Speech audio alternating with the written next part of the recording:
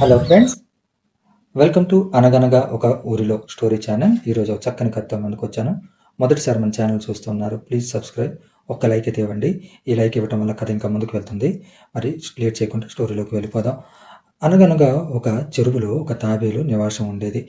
ఆ తాబేలు గుడ్లు పెట్టడానికి ఒడ్డుకొచ్చేసి ఒక గుంత తవ్వి ఆ గుంతలో గుడ్లు పెడుతూ ఉండేది. ఇది ఒక నక్క పసిగట్టి దాన్ని గుడ్లు చక్కగా వచ్చి తినేసిపోయేది.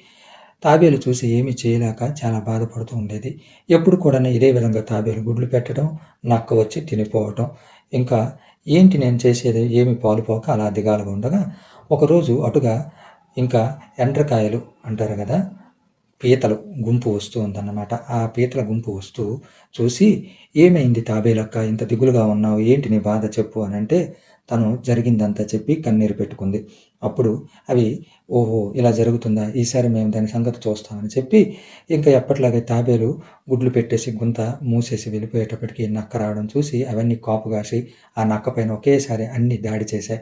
నక్కను విచ్చలవిడిగా ఎక్కడ పడితే అక్కడ కొరికి పడేసి ఇచ్చేయటం వల్ల ఆ నక్క ఆ మంటకు ఓర్వలేక బాధలేక మూలుగుతూ, "నన్ను వదిలిపెట్టండి, వదిలిపెట్టండి" అని ఎంతోగానో ప్రాధేయపడింది. "ఓ గుంట నక్క, నువ్వు చేసిన దుర్మార్గానికి ఇదే నీకు శాస్తి" అని చెప్పి అవన్నీ ఇంకా కరవటం మొదలు పెట్టడంతో ఆ గుంట నక్క ఇంకా చచ్చిందన్నమాట.